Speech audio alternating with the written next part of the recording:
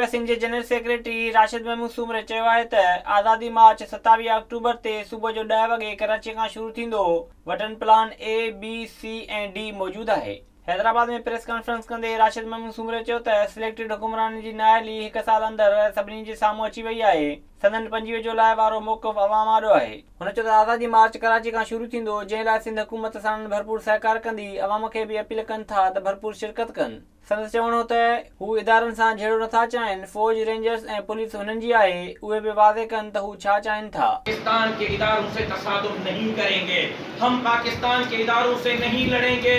फौज हमारी है, रेंजर्स हमारी है, पुलिस हमारी है, वो भी तय करेंगे वो हमसे लड़ेंगे या नहीं लड़ेंगे। राशिद महमूद सूमरे चयो त इस्लामाबाद वञण खां रोकण लाइ वटन प्लान A, B, C ऐं D मौजूदु आहे। इस्लामाबाद पहुची अॻिते लाइ हिकमत अमली जोड़ी वेंदी। विज़िट कयो अवामी आवाज़ मीडिया ग्रुप जी वेबसाइट awamiawaz.pk।